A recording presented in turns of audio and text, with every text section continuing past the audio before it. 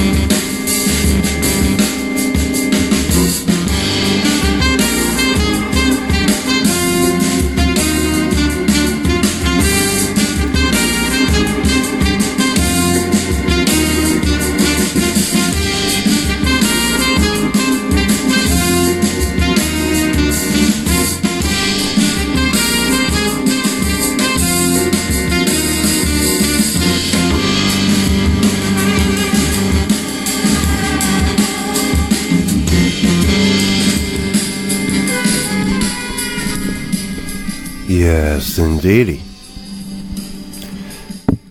We are back at you, Upful Life podcast, episode number 21. I want to thank all my listeners, all the fans, and all the artists and people behind the scenes that have been a part of this show from day one. As we proudly can say, we just cracked 4,000 downloads.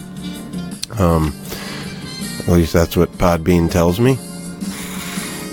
So, allow me to say thank you and offer a deep bow to everybody out there tuning in.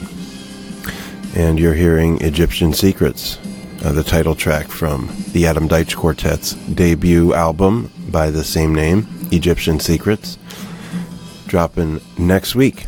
Long-awaited album with Adam's sweet, jazzier side project with Benny and Zoidus from Lettuce on the horns, plus Will Blades on Hammond B3 organ. Will is future, probably the next guest on the Upful Life podcast. We dropped in a couple weeks back, pretty deep, so I'm looking forward to putting that out. But first, we've got something special on deck for episode 21 right now, and that is my dear friends from the Nth Power, Nikki Glasspie and Nick Cassarino. Not to mention another dear friend, Mr. Zips himself from Zipper Rescue, CLAY McCABE, also an amazing artist and somebody I'd call a dear friend as well. So that's the lineup for today, but before we get to the interviews, we gotta, thank some folks, as I'm wont to do at the beginning of every show. So for episode 21, we're gonna start with a sweet craft cannabis farm called Urbanology, located in Mendocino County, California. Legal cannabis, permitted. Also a permaculture-oriented operation. I'm talking about a full farm with chickens and hens and vegetables and a lot of beautiful and state-of-the-art craft cannabis grown in a sustainable fashion and implementing really progressive ideas and also ancient traditional concepts. So I wanted to just give, some props to Urbanology as they get off the ground and check them out. A lot of their flavs are populating different dispensaries, namely under the Brother David label. So especially if you check out the Lemonhead by Brother David, that's Urbanology Thumb. So I want to thank Urbanology for having me out to their spot and touring their beautiful farm and enjoying some time spent up in beautiful Mendocino County, California. And related to that, I want to just let folks know that the Upful Life podcast will really me, we'll be heading back to Burning Man this year for the first time after a couple-year hiatus with some of the folks of the Urbanology Farm and with the amazing Abraxas Dragon, which is a historic and renowned, iconic art car from Burning Man, where I've had some really special and life-affirming experiences, not just on the art car on the playa, but in other ways in my life, in the default world, as they say. So I wanted to show some love to Abraxas, and there'll be plenty of Burning Man content on this show, I imagine, in the aftermath of my return to the playa. And I just want to say thank you to Abraxas for inviting us to come hang, and we look forward to it. And if you are so inclined and want to assist this amazing historic art car and family to get back to the playa, these are all independent projects, so they have to be funded, and they have different events and different avenues for fundraising, but one of them is the traditional fundraising campaign on social media. Some amazing gifts. So even if you're not attending the burn but have experienced Abraxas or know someone that has and are inclined to be philanthropic, I implore you to check out Abraxas Dragon and keep your eyes peeled for Urbanology out of Mendocino County, California.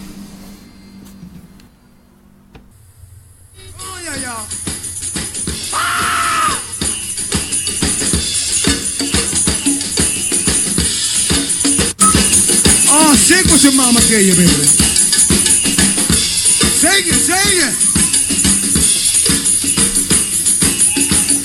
Oh, let it all hang out. Let the hair down, baby.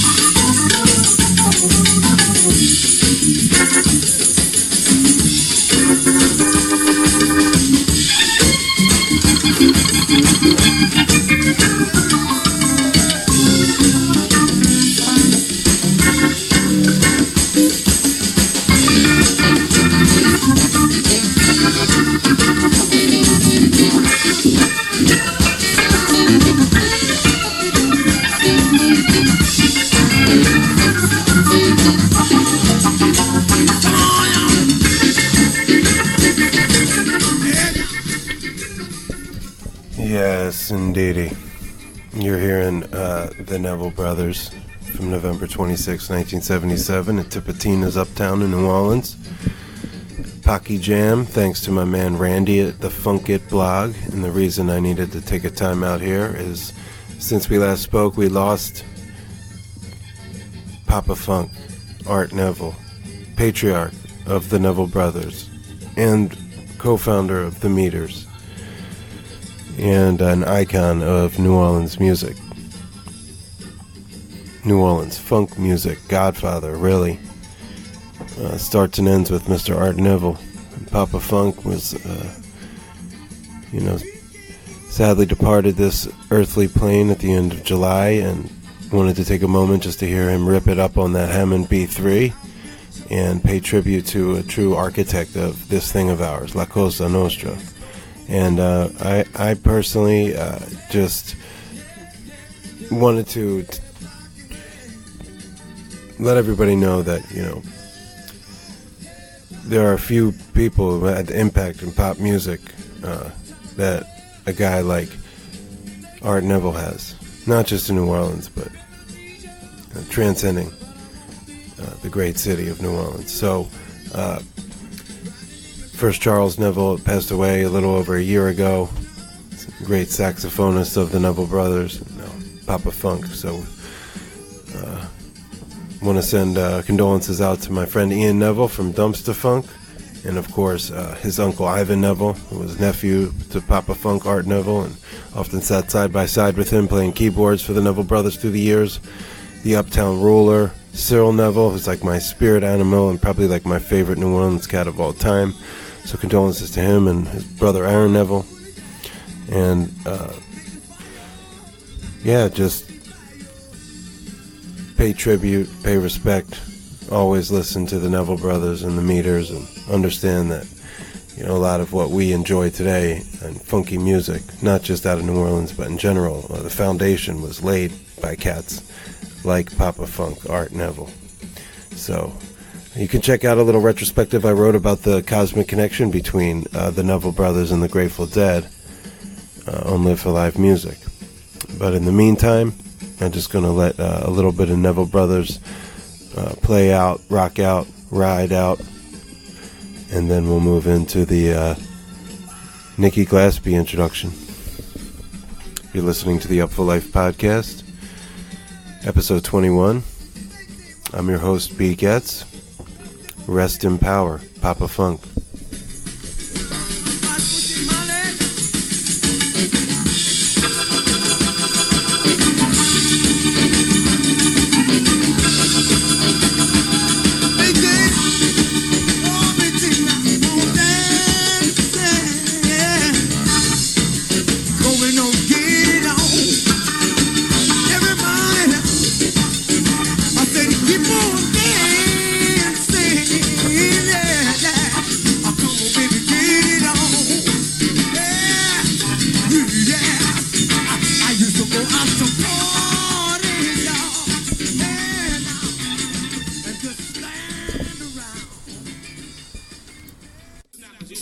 And now we're going to move on to something funky. Just like Art Neville, another super funky individual is one Ms. Nikki Glasspie. I would imagine she would tell you that Art Neville is one of her biggest influences as a musician and probably a human being. I know that they had quite a relationship. So, if anything, the first guest that ought to come on the show after we talk about Art's life should be Darling Nikki. Alright, so this Gap Band song that Nikki and her solo band, The Homies, play, Oops Upside Your Head, they crushed it so hard at the Maple Leaf. When I think of Nikki now, I kind of think of this tune, just because her and the Homies just absolutely slayed it.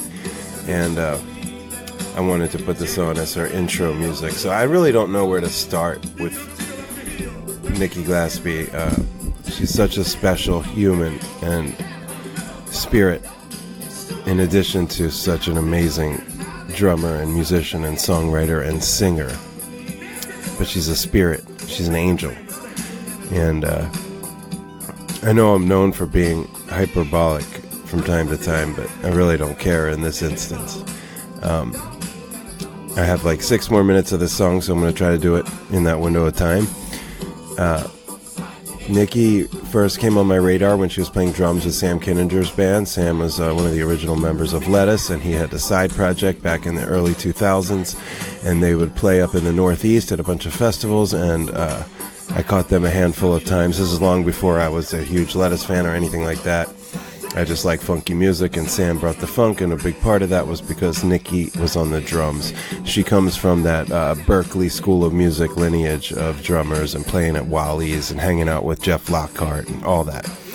And for the record, I really want to have the career spanning interview with Nikki, like I do with most of my guests, but it wasn't possible because of the High Sierra schedule. She was playing with like a ton of people. Same thing with Cassarino. They were both playing with Nth Power twice, Jen Hartswick twice, Super Jams. Cassarino was playing with Manic Focus. Nikki was playing with Skerrick in his workshop. And therefore, the fact that I got 15 minutes with Nikki and 20 minutes with Cassarino is just really a blessing.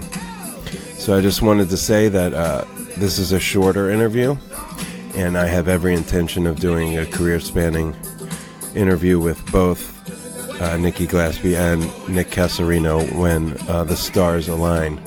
But I wanted to just give Nikki the opportunity to talk a bit about the music that they're playing at the festival and in general right now with the Nth Power and the Marvin Gaye tribute that they did that we featured on this show earlier, a few episodes back.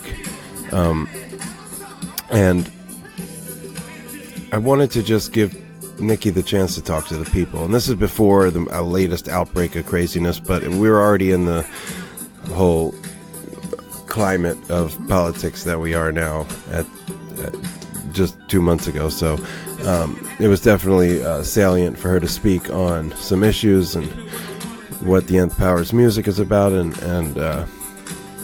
you know, when Nikki came to meet me in the middle of the afternoon, it was like in between sets, and she had to sound check, and she made an appointment with me to meet her at Dump City Dumplings at High Sierra, which is a great dumpling spot. Shout out to Dump City Dumplings. And you know, she took me in the back trailer area while the rest of the band was milling about, and I gotta be honest, I was pretty nervous. Not to talk to Nikki. Nikki's one of my dear friends. But just nervous because here I was with this little recorder, and there's people coming in and out, and one of those people was Jen Hartswick, who I really want to interview bad, and I kind of put the feelers out already, like, hey, I want to do this. So then she was popping in and out, so I was like, just bugged out. And, you know, I was like, maybe slightly not my 100% on my game self.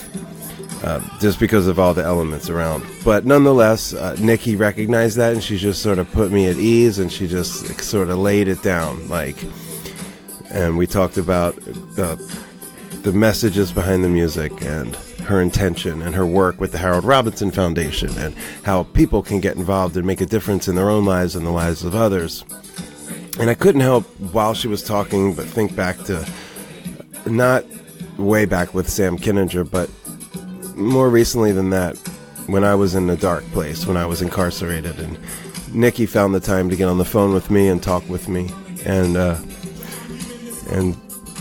while I was in jail, and you know, just shot the shit with me, but made me feel loved, made me feel missed, and just gave me something to hold on to those nights when I'd be up thinking about stuff.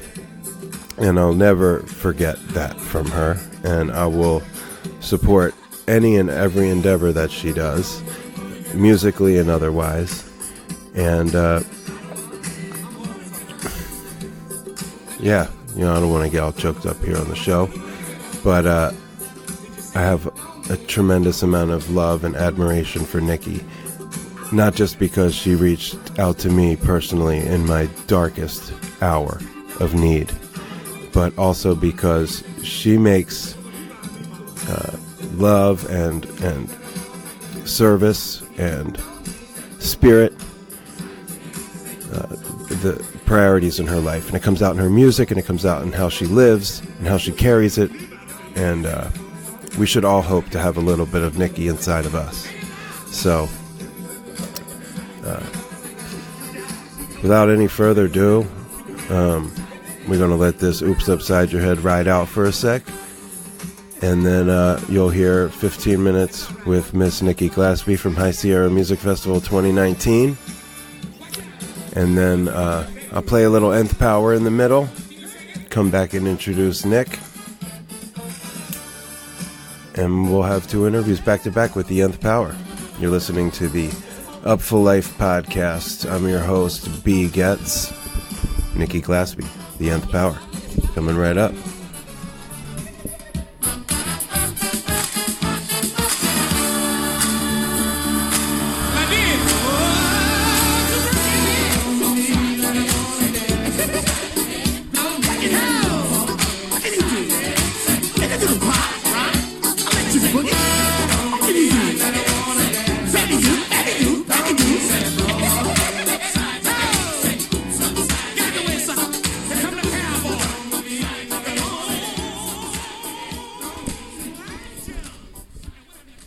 Quincy, California, High Sierra Music Festival 2019, and I am very lucky and honored to be sitting here with Miss Nikki Glasspie.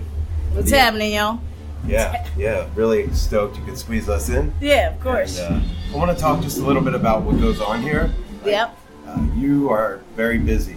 You're working with a lot of different artists here. You have really sort of deep roots with them. Yep. So you're also working with Nth Power, and then you do the tribute show. Yep. So, talk a little bit, maybe if you wouldn't mind, about how you approach that, where you have, one set with a huge group who learn material for a special occasion, and then another set that is your, your normal, regular touring gig.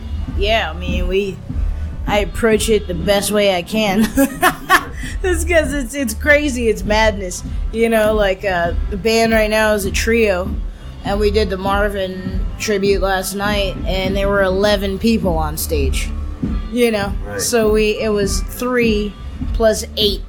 We had 8 extra members, and all incredible musicians, and just awesome. I mean, the way to approach that, it's a big band, but none of us, Nick, Nate, or I are, strangers to leadership, so it's really great, getting everybody together, Yeah. And this was not the first time you did that gig. You did it in New Orleans. We did it in New Orleans. Yeah, you were there. I was, yeah. Yeah. And it was slightly different, right? Yeah. Well, yeah, it was different for sure, but it still had the same emotional impact. Yeah. The first time we didn't know what was coming. Yeah. So it was just like a tidal wave, and this time, it wasn't surprises, yet I was equally overwhelmed emotionally, and the people I were with, we had a really powerful experience. And I think that's like the brand with Nth Power. Yeah. Is that kind of experience. That is the brand. You hit the nail on the head. It's about the emotional experience, and it doesn't really matter, the cast of characters in or out. It doesn't matter. That is still gonna be driven home. Yeah. Which is kind of like our overarching theme about the mission and love and what we're doing, is that if I'm not here tomorrow, that's still gonna go on. Right. You know what I'm saying? Yeah. Is like giving people the love and expressing it in that way. The message is still gonna carry forth, no matter who carries the torch. Yeah, it's a powerful message. It's like, I think that when you see you guys up there like that and you're performing, and it's such a potent experience, that's a lot of power to have over humans. Mm-hmm. Just the way we walked out of there with our hearts in our hands. And you guys were doing this kind of music with a message before, the current political climate. It's always been what you've been about. Mm-hmm.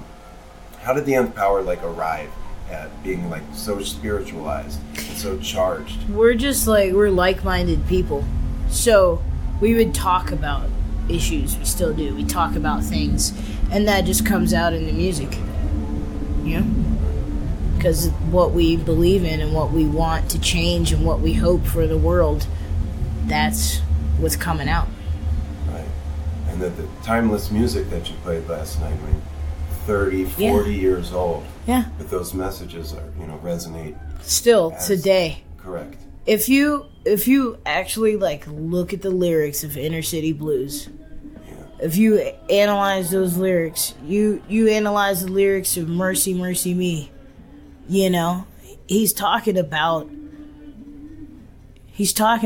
pollution and the stuff that people are trying to ignore right now. The state of Mother Earth. What is actually happening? It's dying, and we've been killing her. And it's kind of, it's a lot to take in and really understand that it's the same. Things have progressively gotten worse, but it's up to us to try and do something about it. Right. Yeah. Which is why we chose to, cover him, as well as EWP and Bob Marley, because of the message. Yeah. What were they saying? They were saying the same things they were trying to say now.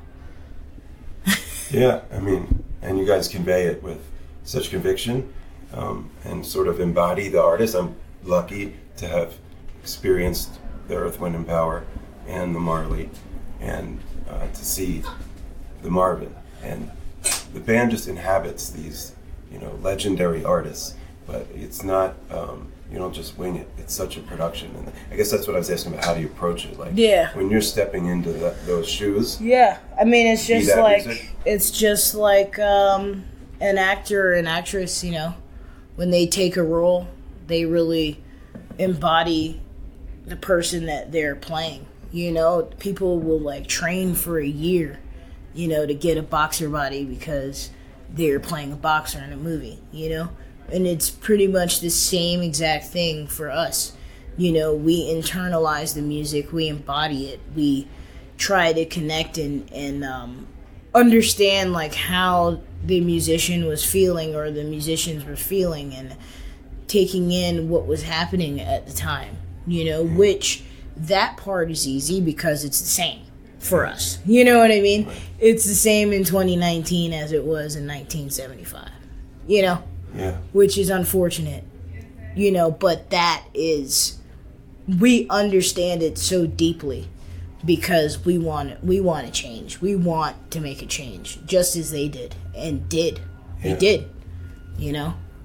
So those are some really impactful and potent catalogs when you talk about Earth, Wind, and Fire, Bob Marley, Marvin Gaye, cultural touchstones. Yeah. And I'm always just completely overwhelmed with emotion, and the way I walk out of the live music experience is really unlike any other artist that I've ever been a part of. And I'm not alone. I mean, not just in my group of friends, but we've talked about it online, and I've written about it. And that's what I meant when I said there's a lot of power, to consistently reach people, and then to take that opportunity and to make it about messages and something that you could believe in, because we're partying, we're having a good time. Yeah. A lot of dancing, Yeah, and that's all great. Exactly. It is. But there's some serious shit. But there's some serious things that need to be talked about, addressed, and tackled. Right. We actually have to do something. We can't, talk about doing something because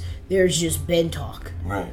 But it takes everyone getting together and even understanding, because I know some people have asked me, well, what actually can I do?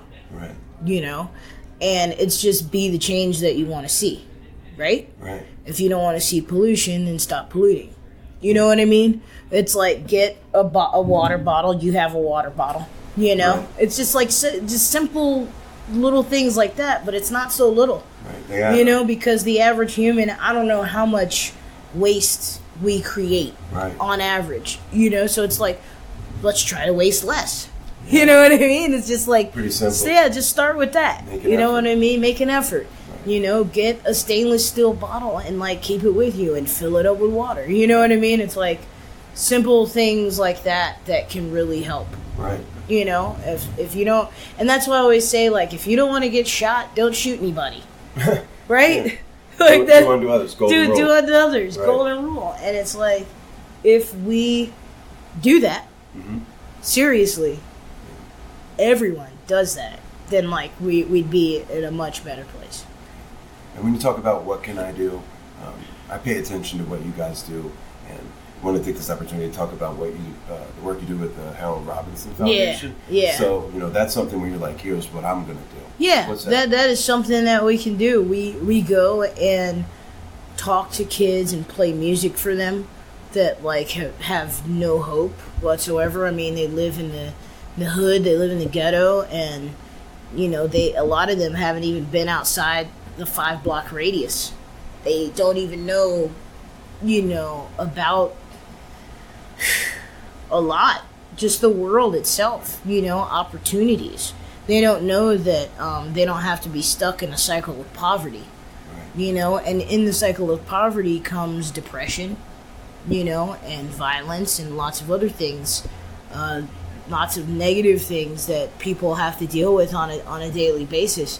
And these kids can't even walk to school without being accosted by a gang or a drug dealer or something, you know what I mean? Yeah. So it's like the camp gives them an opportunity to see that there's a better way of life and that they have an opportunity or a chance to break the cycle, because that's the thing. It's like generational poverty, and when you haven't seen it or even know what it is, it's like you have no idea that even exists or like that's a problem. It's a huge problem and a huge epidemic, and of course it's largely in the African American communities and Hispanic communities, largely, especially in California. I mean, obviously, it's like look what's happening at our borders right now, and that is like really just unbelievably disgusting. It's like it takes us to like change that.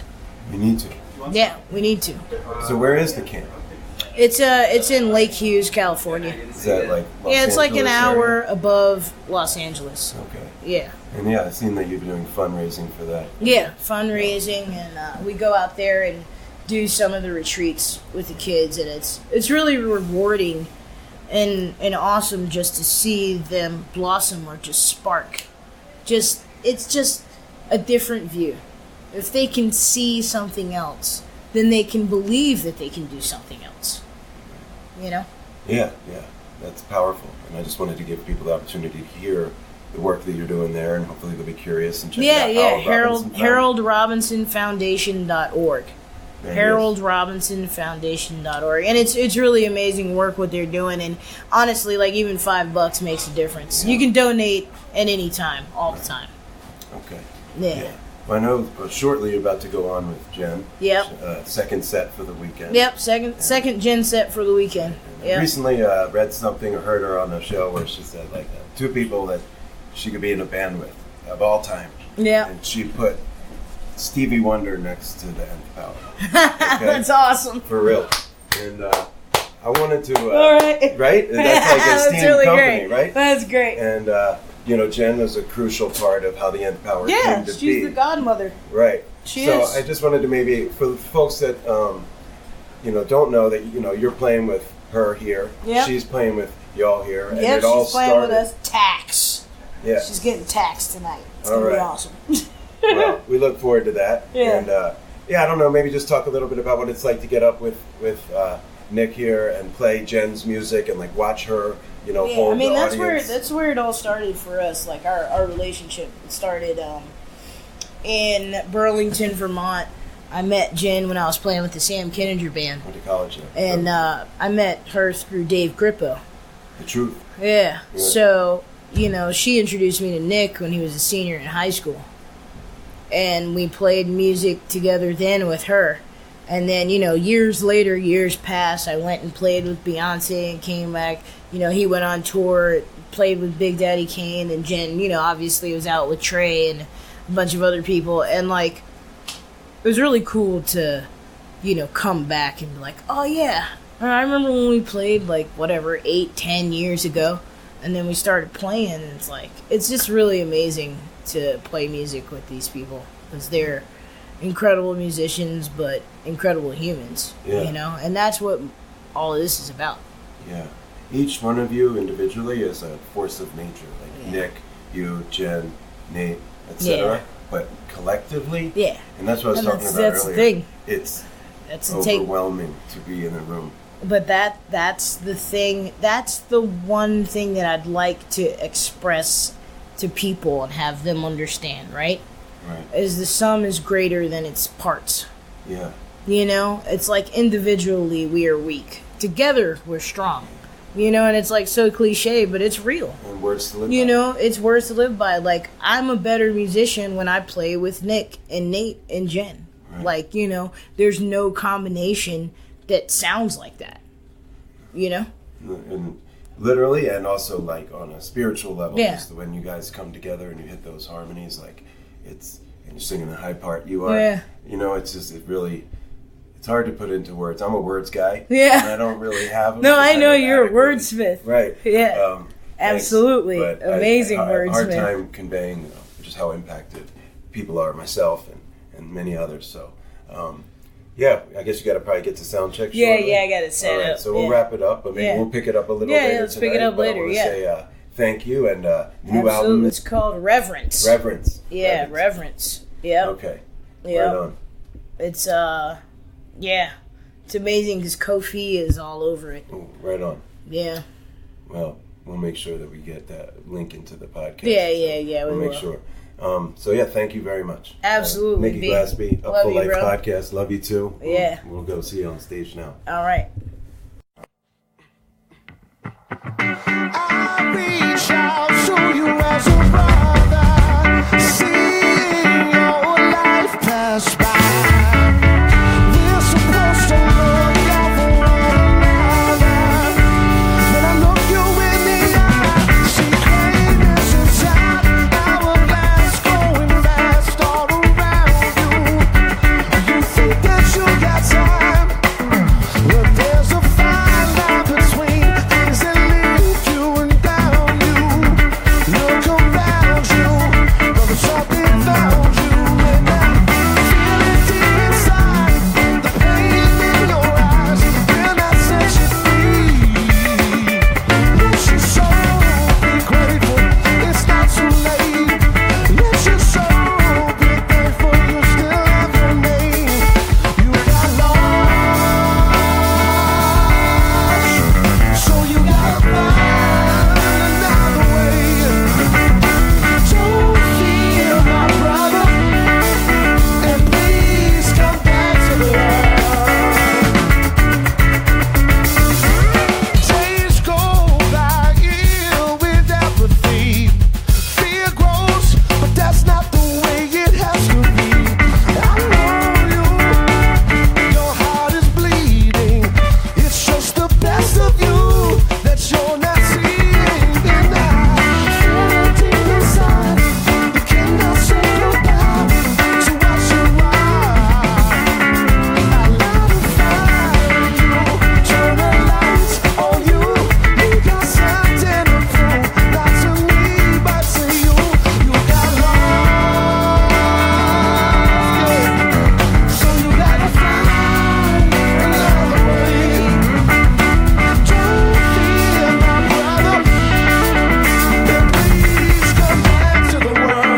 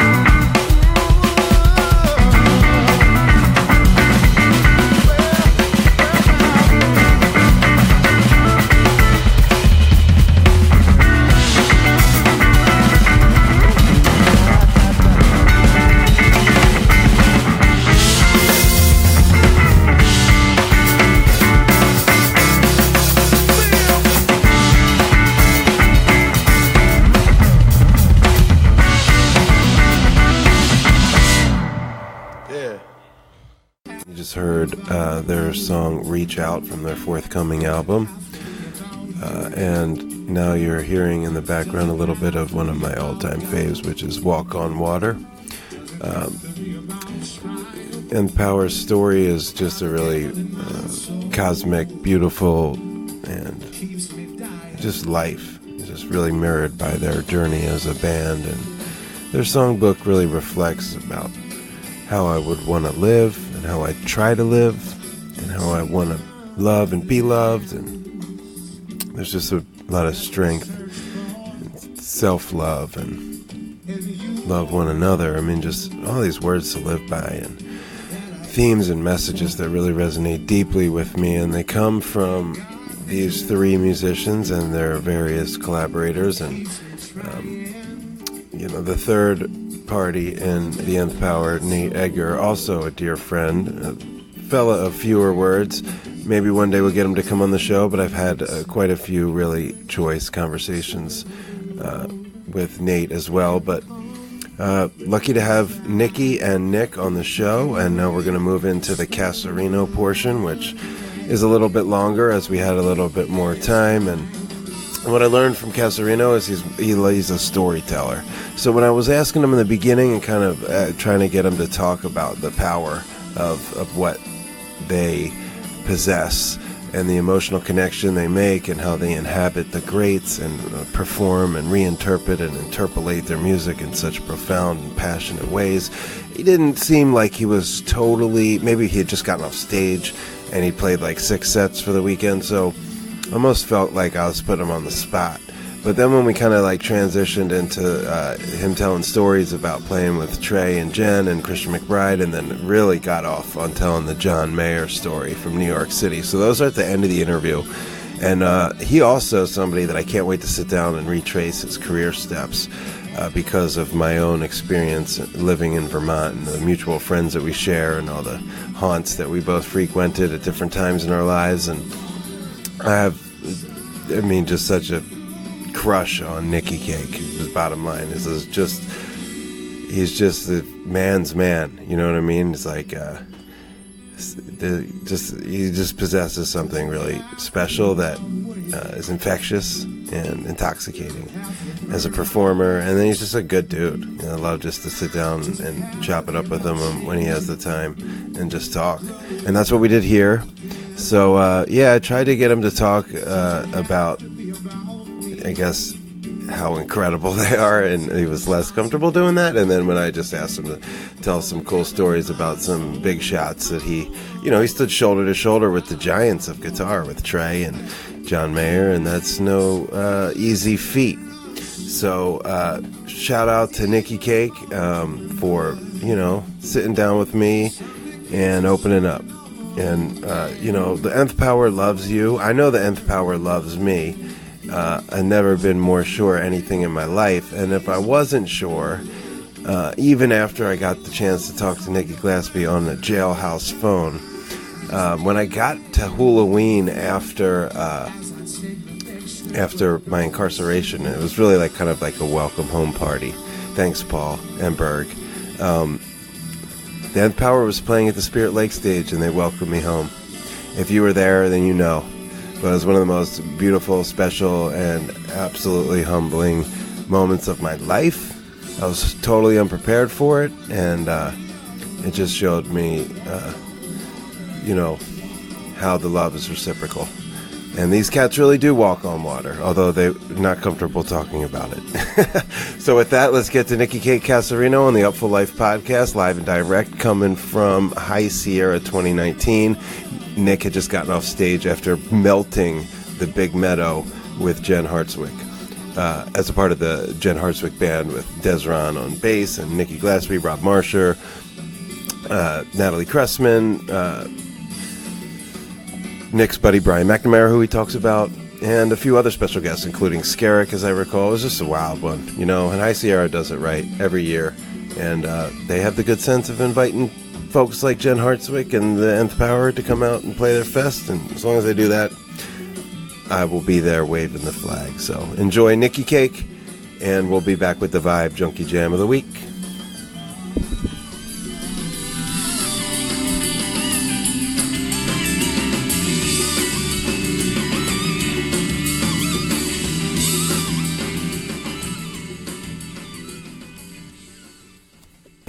are live backstage here at the Big Meadow stage, High Sierra 2019. This is the Upful LIFE podcast. I'm your host, B. Getz, and I'm super stoked and really lucky to be sitting here with Nick Cassarino of the Nth Power and Jen Hartswick Band and many other projects that I've come to know over the years. So thanks for sitting down and making some time. My pleasure. Indeed, we've been trying to do this for a minute, and it's a festival like this is really hectic, and particularly this one, I'm going to get right into it. It's a family affair for you guys. Mm-hmm. And I mean, the whole lineage from going back to Vermont with Jen, and then you guys back in Jen, the Nth Power, becoming a band and sort of coming full circle here, and you do these projects together. What's it like to have this family come sort of take over a festival and interconnect with so many artists? Man, it's super dope. I especially feel blessed because my boy Brian McNamara is here from Vermont too, alto player. So having him here is a full throttle family affair takeover. It's really great because we're doing a bunch of different kinds of music. We're doing Nth Power original music, Jen original music, Marvin Gaye tribute, and other stuff. And the best part about having the family take it over is that everybody in the family is super killing at their job. So it's really fun and easy, Well, easy is I don't know, it's relative because I've been seeing you bouncing around from stage to stage. I mean, you've been working with Manic Focus when you were here. Yeah, Manic is killing. Right. So, Jen, you did the Nth Power tribute last night to Marvin Gaye. We have another set tonight with Nth Power. So you have to prepare a lot of music. Yeah, that's true. Right. So that's true. What I'm saying. Easy's relative. That's true. Well, I talked with Nikki a little bit earlier with regard to inhabiting the artists when you guys take on such a catalog, such a cultural touchstone like the lineage, Earth, Wind, and Fire, and then Bob Marley, and now Marvin Gaye with Nirvana in the middle there. These are iconic, generation-defining artists with catalogs, at least for the most part, Nirvana notwithstanding, politically charged, totally, and having a message and a purpose. Totally. So I want to maybe just ask a little bit about how is somebody like you who fronts the band, and you have to inhabit these iconic folks like Marvin Gaye, Bob Marley. How do you step into those shoes? Man, just study, just study. All those artists I've been listening to my whole life. It's one thing to listen, it's another thing to play and really, listen on another level. How do I embody them? I mean, the best way that is, the way that I can do it the best is by really just trying to sing the lyrics and sing the songs. And all these artists wrote these lyrics that are important and that have changed the world. So me just kind of trying to surrender to those words helps me deliver the performance better. There's one thing, definitely not trying to do not trying to be like them. I got to be like me when I do it. However, while being studied enough to the point at which I can execute their parts accurately. But then the story is ultimately mine to tell in the performance. And that's, you just hit the nail on the head. You tell the story, man, and I've been totally taken aback by how powerful the conviction behind your performances. I'm lucky to have seen these tributes a couple times each here, New Orleans, and it's not like something you just wing. I mean, you guys, it was a full production with lots of women on stage. This is a beautiful thing to see so many women performing in the Marvin Gaye tribute. I guess what I wanted to really ask is with regard to the performance last night with the Marvin Gaye. It's a really emotional music, and you're out there leading the band, and also have to deliver the message. Do you ever detached and go someplace unconscious almost, so that you could go there? Absolutely, if I'm lucky. Right. It looks like it. Yeah. It sounds good. Yeah, it I mean, a lot of these, so when we put together these shows, we usually we rehearse for a while and run the songs, and then we figure out different arrangements for ways to put the set together to deliver the most powerful punch, and in those arrangements, I feel like is where the transcendent kind of goes to go to another place comes, because that's where we have the opportunity to really make it our own again, musically. So like sometimes the mixture of us being the Nth Power and putting that into these songs while pulling from the deep roots of these already existing music, that's when the shit pops off. Yeah, it does. I mean, we were standing out there last night and just electrified by your performance, like of the whole band, of course, but like the way you led the band and just the conviction and the sort of this extra mojo or juice that you have. And I think that that's also present in performing with the Nth Power and with Jen Hartzwick for that matter. But there's a certain level of spirituality and purpose and message behind the Nth Power's music that's not just about the lyrics. I was talking with Nikki earlier, it's about really actually trying to reach people. And you find that rubs off into your own music, that like the words of the Marvins and of the Marleys, like when you're delivering such spiritual music, original Nth music. Yeah, absolutely. And listening to that music for so long, and it definitely rubs off. It's like those words. I mean, the thing that I love the most about, some of the best songs that I've written have been written really quickly without any thought. So I'm in a point in my life where I'm trying to figure out how to always write from a place that's like no thought and just kind of go, I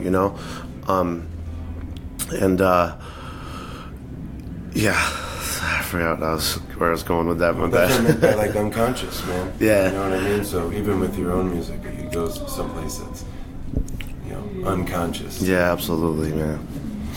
So you do the tributes all the time, and they're the best in the business, and I'll say that, nobody really prepares the performance like you do, but truthfully, the magic is in the Nth Power music. Yeah. And it's been a long and winding road, and when we have a longer time to sit down, I would love to just talk about how it all came together and how you got here and things that you learned along the way and so forth. But right here and now, you have a new album, you prepped, Reverence, right? And you're touring as a trio. So what do you really, you see the difference, like just saying the current approach or songwriting as a tighter unit? You've been 4, you've been 5, you've had different band members, but now you're this like tight unit that's always been there. And I hear that in the songs. I hear there's a certain sort of like aggression and charge. Is that something intentional? Yeah, we were just trying to focus the vibe and really kind of start thinking about who we want to be as a band and how we want to identify and how we want to identify ourselves. And like the writing has been more focused. I feel like we've learned a lot from these past few records, writing with other people, writing as a larger group, what works and what doesn't. But like I think this new album is really a demonstration of us coming to another level of self-awareness as a unit, to the point at which everything else we've done is good up to this point because it is what it is, but this is like a step into where we're trying to go, this new stuff. Right on. And yeah, you can hear sort of like a new chapter, if you will, and I'm interested to see where that goes. I know you'll be doing a bunch of that tonight, I would imagine, in the late night show. Definitely. And you guys hitting the road again? Man, we got some a few weeks here and there in August, in September. Actually, in September, myself and Jen Hartzwick, we have a duo project that we tour with, and we're gonna do a few co-bills with the Nth. So we'll do like a Northeast run where me and Jen are opening up for the Nth, which is gonna be really fun, because just keeping it in the family. I mean, yeah, you can't get any more family. Yeah, I can't. And I wanted to maybe just explore that a little bit, because that's what I opened with, like what it was like for you guys to take over something like this. But now, that's just one weekend. Now you get to bring the magic, the stuff that like makes me cry when I hear Nth perform, when I hear you perform with Jen, the duo. There's such an emotional quotient to the music. It's so potent. Fucks me up, dude. Word. And I'm not alone. But to think that you now can take that energy like room to room. So you and Jen and like the whole Vermont lineage there, which I went to school in Vermont. Dave Diamond's my boy. I was in a college band with him. Like I remember Brian from back then. No shit. You know, so it's crazy. And like when we sit down for the Nick Cassarino story, we're going to talk about all that. So shout out Dave Diamond. Yeah. You know, I just think it's so beautiful that like that has become this. And I remember like watching the live stream of the gig that you played with Christian McBride, and Trey showed up, and like the level of excitement that was going through like the hardcore. I love Trey. I've been a Fish fan for years, but I was stoked for you. Yeah, I was stoked. And Jen. And I was there when Diamond was in the band, when Trey came and sat in with Jen's band at the Lions Den back in 05. Wow. Dave tipped me off. He's like, you're going to want to come to this gig. No shit. So, you know, just watching that whole story grow. Yeah. And knowing you like I do. Yeah. Knowing your music like I do. Like, it's really exciting to see that happen. And now I'm saying you can take that to rooms across the country. Yeah. And deliver all that. Yeah. I mean, like, it's like about... It's a weird balance I'm trying to find out. You know, I mean, in life we're just trying to improve in life in all areas, you know. And like for me, thinking about this and what we have, it's like it's a fine balance of harnessing and unleashing. And like, you know, you can't ever fully harness this power of the music and the power of a story, but you can harness yourself and your energy. And I feel like that's where I'm just at a point in my life where I'm trying to learn how to really harness and take responsibility for the depth of who I am and like the depth of where I come from, and because it's like we want to change the world, and we want to help heal. We believe in the healing power of music. We want to help heal people, but at the same time, you heal yourself, you change yourself, you heal the world, you change the world. You know, it's like and trying to figure out the balance of that has been challenging, but exciting because we're not going to stop. So, you know. Well, yeah, I mean, we're right there with you, man, and it's the healing power of music. I mean, that's something that I've experienced with your band as much, if not more, than anyone. Word. And I have such an emotional relationship to the songs. And I think that's something, you know, we're out here partying, dancing, have a good time. I see you down at Jazz Fest. You know, we know how to groove, and funky shit. But when you can impact people, especially people like us who go see music all the time, yet I'm still walking out with my heart in my hands, you know, in tears. And that's a powerful thing. And you are conduit for that. We were talking to Michael Berg the other day, and he was like, man, Cassarino is my favorite. Like, not my favorite in the scene, my favorite, you know. And my friend Maria would say the same thing last night. She was like, putty, watching you guys all perform. But you, as a front man, just you carry like a special energy that's like touched. Word, and man. I want you to know that like you do it with a lot of honor. And like when I ask you what it's about the message, it's about impacting people. Like I said, we can party all night. But when you're doing that, like, that's real. That's some forever shit. Yeah, man, I live for it. It shows. It bleeds out of you out there. You know? And I know we got to give up the room in a few minutes, but I have to ask. You know, we're talking about, you know, I had the little thing with Trey, with Jen. Not long ago, you had another random gig in New York City where another guitar titan, John Mayer rolls in, and I remember watching that on the live stream, like, motherfucking, that was amazing. Nicky Cake. Yeah. So at first, just how'd that go down? All right. So I play. So in New York, I played at this place called the Village Underground, which is now the second Comedy Cellar. And they used to do music. I used to play there Wednesday, Thursday, Friday nights for years, 4 or 5 years. And the original Comedy Cellar is right around the corner. And when the Village Underground stopped doing music, we went around the corner to the original Comedy Cellar. And above the original Comedy Cellar, which used to be an old Israeli folk venue in the 60s, upstairs from that is a restaurant called the Olive Tree Cafe. And in that restaurant, now, whenever I'm in New York City on a Friday and Saturday night, I always play there acoustic with some homies. So John Mayer loves comedians. He loves the comedy scene, and he knew the owner of the Village Underground, Comedy Cellar, Olive Tree Cafe. His name's Noam Dorman. Shout out Noam, what up? Right. He's the man, amazing musician, mandolin, guitar, amazing band leader. He's the truth. He pulls from a really deep well. So he's known John for years, and John used to come down and sit in sometimes. And so being on the road so much with the Nth, I've heard of times where he's come into the Olive Tree and I wasn't there. And you never know who's going to show up. Chappelle shows up all the time. Bill Burr was just there the other night. All these great comedians. It's a sweet gig. Sweet gig. It's so awesome. And so I show up one night, and Noam is like, Mayor's going to show up at 11:30. And that's right when I start the second set. And I'm like, okay, great. So I'm playing by myself that night. So I just play the first set, 9:45 to 11 or whatever, 11:15. Take a break, come back out there. I'm getting ready to start the second set. Mayor walks in. First of all, he's tall as shit. He's super tall. He's beautiful. I was like, damn, look at this guy. He's killing. He's amazing. Super tall, and I can see what's happening. And like, he sits in the back. The comedians have a table in the back where all the comedians hang out. So he's sitting back there. I play for like almost 2 hours straight. I'm looking back at him here and there, but he didn't look up, and I was like, okay, that's cool. And I was thinking about like if I was going to talk to him, what I was going to say to him. I mean, this is John fucking Mayer, you know what I mean?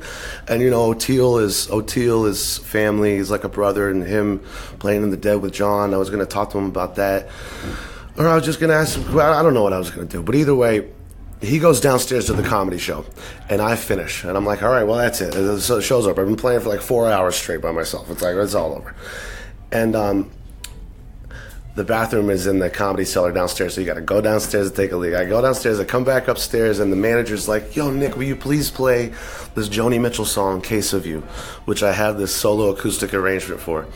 And I was like, yeah, sure. I mean, I've been playing for 4 hours already. It's another. That's another. So I play another one, and all of a sudden, like, the vibe changed in the room, and everybody was really into it. They're screaming. Noam, the owner, goes, play another one. And I'm like, all right, I'll play another one.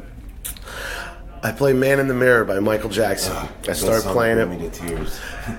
John walks upstairs from the comedy show, and one of these great comedians, his name's Sherrod. So shout out Sherrod. He's like, John, come on, man, come sit in. And he's like, no. He's like, come on, John, come sit in. So Sherrod comes and sits next to me over on my left, and John comes up on my right. We already had an extra amp and guitar in case he wanted to. And he comes in the middle of the song, in the middle of Man in the Mirror, right after the second chorus, right when it's going to modulate up a half step. Yeah. Okay? I love that part. Yeah, and I'm getting ready to modulate, and I'm looking at John, and he's not looking up. And I'm like, okay. I was like, I'm going to go. I was like, I'm going up. I'm fucking going up. I'm going to do it. He's not looking up, and I was like, maybe don't do it. Let's go back to the top and see what happens. So I take it back to the top, and he starts playing like a solo guitar melody, I just go, he's going, boom.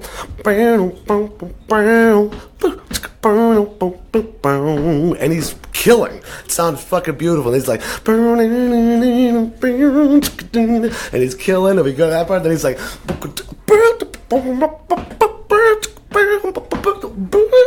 and he's fucking murdering. It sounds great. I'm like, that is killing. So then, after he takes it around, verse, pre-chorus, chorus, then we modulate. Then he starts ripping, and then we get to the end where it's like, I'm gonna make a change. It's gonna feel real good. And I fucking was like, yo, we're staying here. We're sitting on this bitch. So I hold that shit, and we stay there for a while. We build it up, and then he started going some more. And then we ended it. It was a big success. And Noel's like, play another one. And I'm like, hey, man. I'm like, hey, my name's Nick. He's like, hey, John. I'm like, yeah. And then how you doing? Yeah, how you doing? Fucking, and then he goes, and then John was like, I was like, you want to sing one? And he goes, yeah. And I know that this is kind of a played out, quote unquote, Dead song or a song that everybody plays, but I love Friend of the Devil. I love that shit. It's my jam. It's like I love those chords. That's like my style of like bluegrass kind of stuff that I like, Americana, folk. And so I start playing that. You guys gonna want to chill for a little bit longer? Yeah, just like 5 minutes. It's cool. All right, cool. Just give me a head nod when you're all done. Gotcha, thanks. So I'm like, yeah. I'm like, you want to sing one? He's like, yeah. I was like, do you know Friend of the Devil? He goes, man, I can't sing it. And I'm like, okay, all right. And then I'm thinking about what he can do, and he doesn't come up with suggestions. And then I was like, how about we do a blues? Because I know he rips the blues. Right. And I sang as B.B. King, How Blue Can You Get? And he murdered the blues solo. The thing I like... On your axe? Nope, he was still playing, so we're both playing. Okay. No, the guitar he's playing, is it your guitar? No, it was Noam's guitar. Okay. And the thing I love about his playing is that he's a real guitar player's guitar player. Like, he's playing guitar, which is, it's fucking awesome. And then so we finish that, he rips a solo, and then they're like, do another one. And he's like, all right, I'll do one more. And he's like, you know, Ain't No Sunshine? And I was like, yeah, man. And so he sang the shit out of Ain't No Sunshine. And then I was like, all right, I'm gonna take a solo now, because I was like, it's just my gig. Okay, first, right? And so I take a solo, and we played, and it was good, and then we kind of connected, and it was dope. And then he was like, man, great playing with you. I was like, great playing with you, and then he left. And it was awesome. It was hilarious. The thing that blew my mind, because I've played with Trey and Chris McBride and some other more famous people, but he is famous.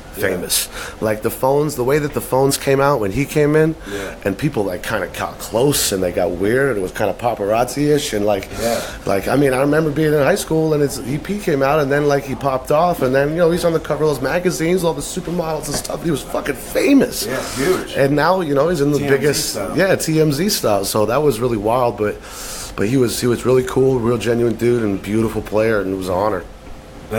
Thank you. I didn't for taking me on that ride. It was crazy. I couldn't fucking believe it. That's amazing, man. I saw some videos and stuff, and just so proud. Yeah, and man. you mentioned something when you were saying about you finally took a solo, right? Yeah. And I noticed also this when you're playing with Trey and Chris McBride. Like, you're one hell of a guitar player, and those guys feel that. Yeah. I mean, you can see Trey's body language and watching you, and while you were doing your thing, and now you're talking about John, and you're just like, I'm gonna take one. I mean, you're playing on the shoulders of giants, like the titans of this thing, like this sort of universe that we all exist in here in like festival world. Yeah. And you're just shoulder to shoulder with them. Man, it's an honor. Proud thing. Yeah. It's an honor. Yeah. Well, you really shine, and I know we got to give up this room, so I love the mode you just shifted the gear into when we got into storytelling time.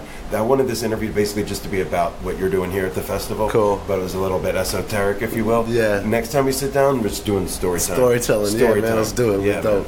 Well, dude, I really appreciate you giving the time. Love you, B. Love you, man. And we'll be seeing plenty of you when you're on the road, and we'll be supporting the Nth Power. I've featured the Nth Power on the show, just like played a song, told a story. Yeah, that's the Marvin thing. Because you are a dog, bro. I mean, we're all a part of the same gang. Word up. Thank you. Thank you. Yeah, this is the Upful Life podcast, live from High Sierra Music Festival 2019. B. Getz, Quincy, California, and we will see you next time. Large up to my man, Nicky Cake, Nick Cassarino from the Nth Power, for the time and the Vine backstage at the High Sierra 2019.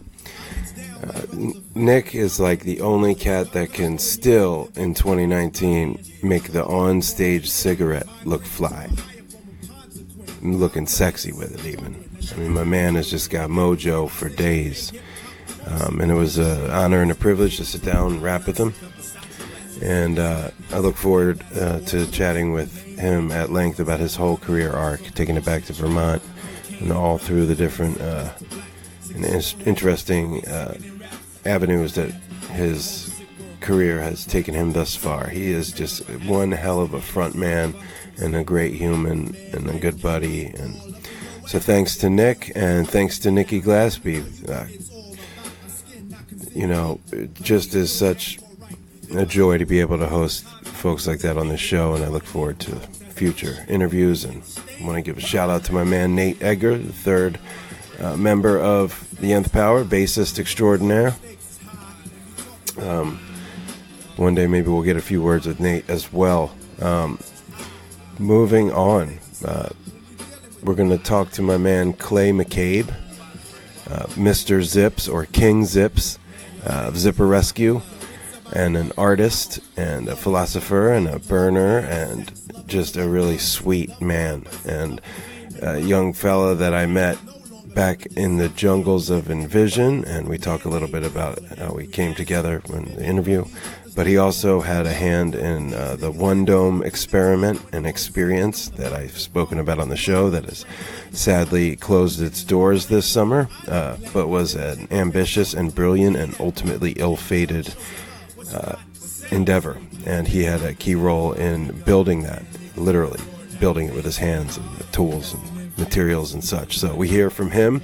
The interview was before it closed and ultimately went out of business, if you will, the startup, One Dome Global. So we were still alive, although the end was near when we had this interview, which was late spring. Although we didn't really say that on the air, we both kind of acknowledged that to one another off the air, that things were not looking good. But nonetheless, it was just really rewarding to sit down with him and talk about his life and his career. He's a really, really deep cat, and well-traveled, well-read, well-spoken, introspective, intelligent, and he came over to the Vibe Junkie Studios while he was here in the Bay Area. He's born and raised of Oregon and lifer when it comes to the Oregon Country Fair, and he's an artist, and he builds art installations and nature-inspired art. And also, he owns and operates Zipper Rescue. And I don't know anyone that's never had a busted zipper, but I don't know too many folks that can repair them. But this dude's father, his late father, created and patented this product, the Zipper Rescue product. And as Clay talks about in the interview, he sort of took the reins from his mom and has made it sort of a festival staple, and he is a celebrity of sorts in the festival community because of the hundreds and maybe even thousands at this point people he's bailed out. You can imagine being at a event, a festival, or something of that nature, and the zipper fails. We've all been there one way or another. And we've all had that experience, and just kind of like, these are the breaks. But enter Mr. Zips. So I've seen him hold court on the playa at Burning Man and Oregon Eclipse, where he's just, saving cats. Busted tent zipper, boot zipper, backpack zipper, you name it. And he's just a real humble dude, and I want to see him win. I mean, he's already winning in life, because if you knew him, you'd understand. But outside of that, I want to see him in abundance through his business, because he's just great intentions behind it, and a lot of reverence and respect for cultures that have come before him in the festival world and community that we experienced together. And this is a bit younger than me, but I admire Clay and almost look up to him in some ways. So I always had the intention of bringing him on my show at some point, and the situation presented itself. So since I have these kind of shorter interviews with the Nth Power, I thought I would throw this roughly 30-minute interview with Clay. And I know he's not somebody that many of you have heard of or know of, but I ask you to just trust my judgment here and listen in to this really revealing and just awesome powwow between me and this dude, CLAY McCABE, Mr. Zips. And check him out on Zipper Rescue. You just Google it. He mentions the website on the interview as well, and you can find him on Facebook. And also want to take this opportunity for any of the folks that were part of the One Dome experience and experiment and say thank you. It ended prematurely and abruptly, but it was one hell of a ride while it lasted, and I was honored and blessed and privileged to be a part of the team for the short time that I was. So with that, please enjoy the One Dome discussion, because there's plenty to be gleaned from what we did there, and certainly from what Clay was a part of. So coming right up is CLAY McCABE from Zipper Rescue, and then the Vibe Junkie Jam of the Week to send us off on episode 21 of the Upful Life podcast. I'm your host, B. Getz. Here comes Clay. Put 6 tabs in your OE.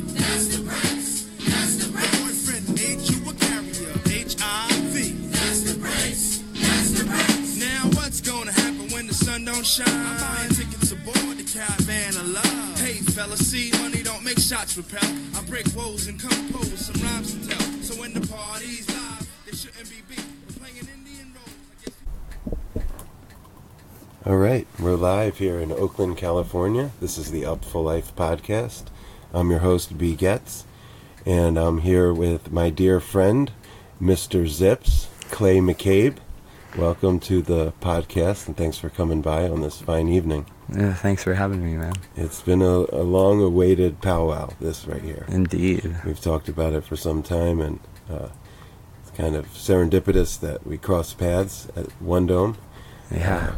And, you know, you had some time there before I got hired, so we didn't really cross paths, but I've talked a little bit about One Dome on the podcast, so just as a jumping off point, what was your role in bringing that project to fruition?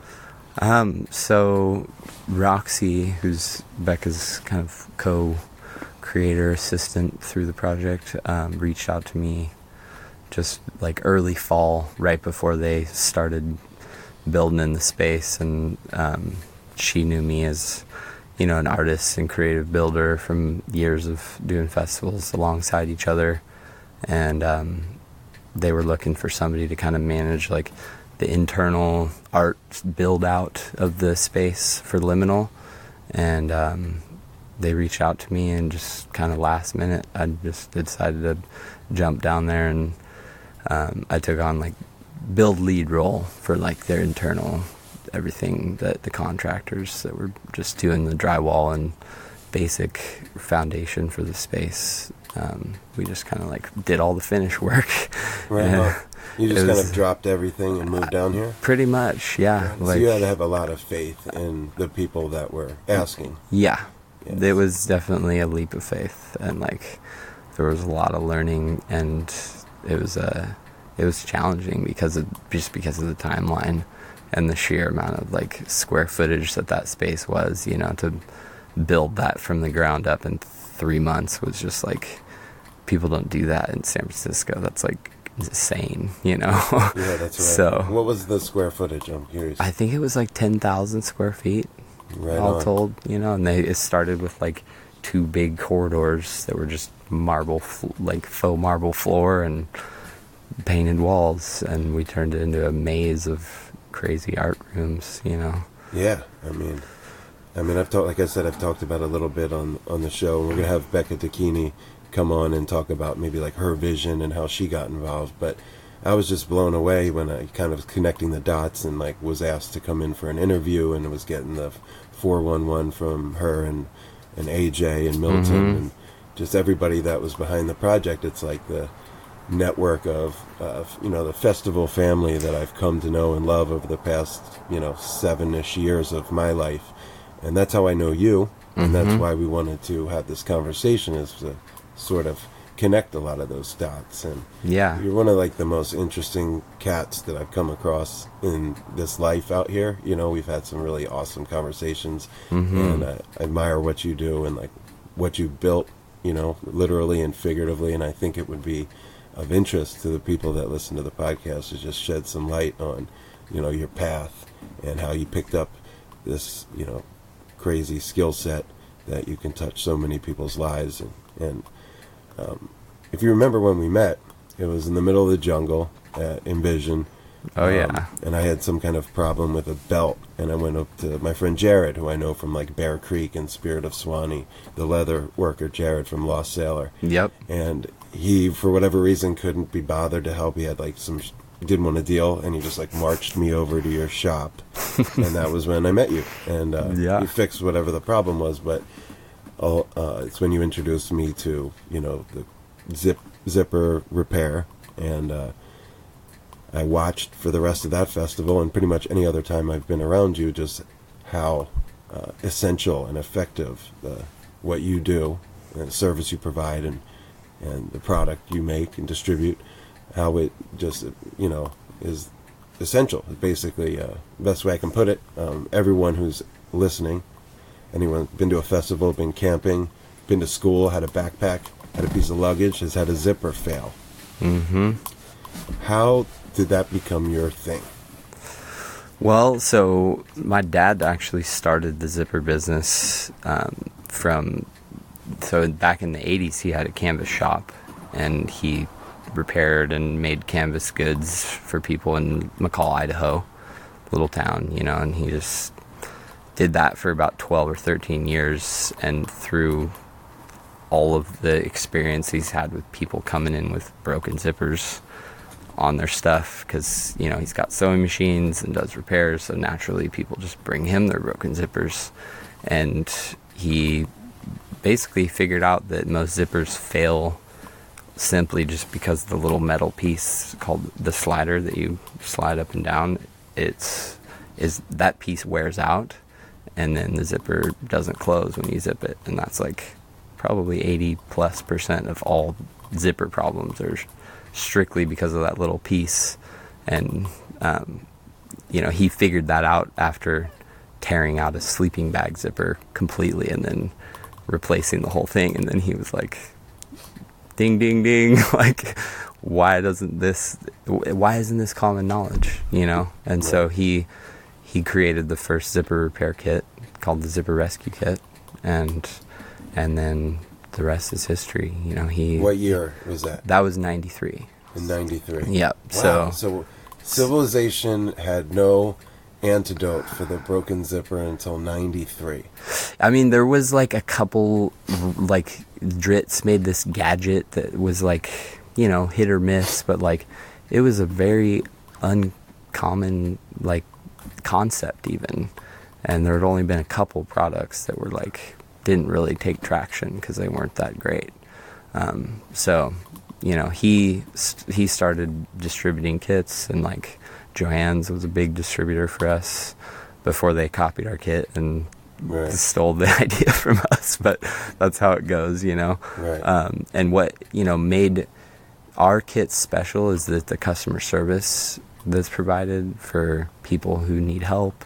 We had like a hotline that people could call. Right. And this is pre-internet. So yeah, it's like, pre-internet. How do I do this? You pick up the phone, 1-800. Boom. Right. And then, then we get into the internet and email support and all that, So I grew up around zippers from a very early age and was in there making kits when I was young. I was standing on a bucket, like making zipper kits, and that was just kind of second nature to me. I kind of took it for granted because it was just part of my life. And years later, he passed away in 2003, and my mom took over the business. He left us an amazing business, and so she took it over, and she wasn't a businesswoman, so she just it was just coasting for a number of years. And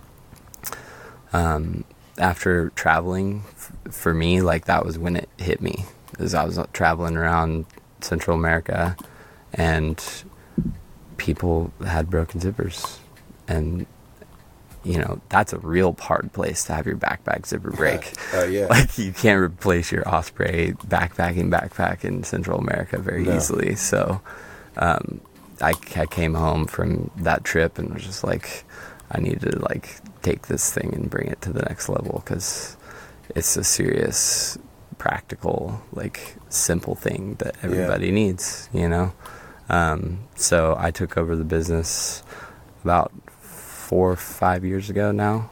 I've been running it myself, and I feel like you were just stepping into it when we met. Yeah, which is why we had this like deep kind of thing, because you dropped that on me. Yeah.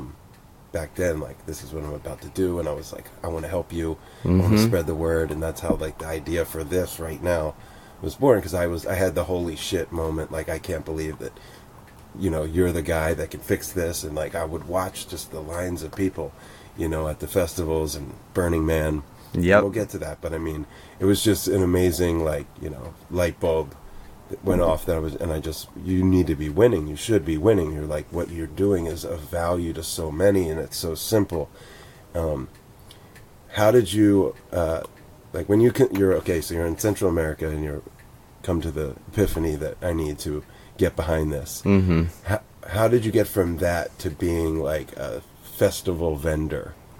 Did you grow up around festivals or Oregon County Fair? Or anything Yeah. like that? All right, let's talk a little bit about that. So Oregon Country Fair is definitely like was my first experience in the, you know, community gathering music and what have you. So I don't even consider it really a festival. It's like its own special thing. Folks. How's it different? Well, I mean, it's based around craftsmanship and artisans selling their crafts. You know, it started a Renaissance fair, and it's evolved into this just huge gathering of people that are, you know, there's all kinds of different performance acts and people, you know, tons of food, and there's like 800 booths of like handmade crafts and vendors, you know. So this is its 50th year coming up here. It'll be a 50th anniversary, and it's going to be pretty cool to see. Like, I bet.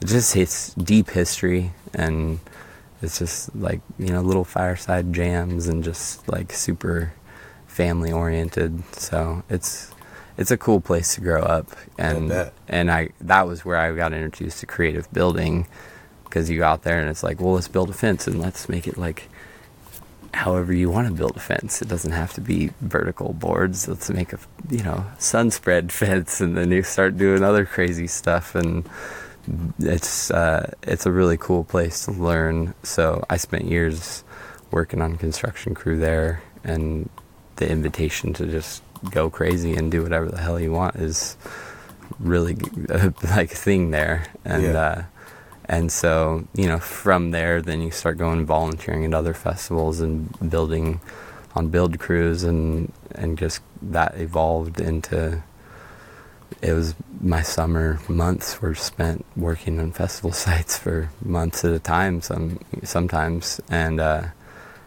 you know, then I'm in the support role of artists, and, you know, building the structures and the infrastructure for them to do their performance and have their art be seen. And then, you know, alongside that, the desire to create and share, because being a builder, you can build simple things or you can build wacky, awesome things, you know. And so I've grown into, you know, more than just building the infrastructure. These days I like creating art to bring to festivals and beyond, you know, and that's like permanent places, like One to Home, you know, like that evolution of like from temporary to more permanent, and still having the like community and the culture of exploration and curiosity being like at the heart of it all. So you basically kind of got on the sort of West Coast festival scene as a builder. So you might, what are some of the, you build Symbiosis, LIB. Okay. Yep. And you're talking about like the stages and stuff with the huge projection map. Yeah, and all that. Stages or just general operations, or, you know, there's so many little random tasks that go into building out a city that's going up for a weekend, you know. Yeah. And so, yeah, I've seen all the aspects of like production operations side of festivals, and it's fun, and it's a great community. Like, I like to be a part of the team that builds something like that, and there's whether a lot that's of camaraderie in those crews, I've noticed, and definitely, and that's the type of thing that delivers you a gig like One Dome, is because, you know, like the folks that you built a lot of that, they know what you're capable of, they know how you work, they know how reliable you are, and like, you know, your work ethic. So when they get a budget like One Dome got, and for Liminal, they're entrusting you with a lead role because they've seen you like work under the worst circumstances, with like no sleep in the middle of the desert with half of what you need to accomplish it. And true colors come out there. That's when I said it. You're one of the guys I want to talk to, is because I know you like that, and I know how you deliver like that, and your reputation precedes you, if you will. And I was really blown away when I was at Burning Man a few years ago, and you had a shop in the Man Base, so the year of the Da Vinci year. Mm-hmm. Now, how, you know, that's not something that an artisan comes by easily or with little luck or effort. Mm-hmm. So, if you're comfortable doing so, how did that come to be, and how did you, sort of artistically wedge what you do as Mr. Zips into, because it's like a decommodification. So Right. It's not a business thing. No. You framed what you do into an artistic lens. Yep. That the org co-signed. I mean, that's pretty magic, man. So Yeah, Talk so about that. well, it was kind of unofficial, and my friend who works for the org, she has seen what I do, and also is like you, just loves it, wants to support me however she can and help, because I've fixed her shit and it's her friend's stuff, and it's just so she actually hit me up and she's like, dude, you have to be out at the Man Base this year. Like, this is perfect. Da Vinci's workshop, like, you need to be there. And so she connected me with some folks that had a booth out there already. And, just because I don't take up much space, it's not like this huge thing. It's just a little table and some knowledge being shared and things being fixed, So I ended up getting on with another crew actually out there in a roundabout way, and helped them kind of set up their space, and then they just let me put the table out in front, because what's not to love? And that's just like, anybody who's been to Burning Man knows that that's a hugely valuable thing.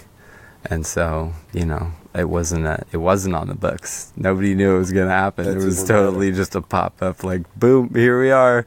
And by the time Friday came around, people were like, BMIR did a shout out, and everybody, there was this buzz across the city that people were like, oh dude, there's a zipper guy out at the Man, and I knew you were there. The best part about it, what are you talking about? That whole time at Burning Man, the best moment, I was sitting out there watching the pyramids burn, and it was like the pyramids burned, and it was awesome, and we were sitting next to this group, and literally the chick's sitting behind me, and her, she's like, oh, my zipper, blah, blah, her jacket just busted right then.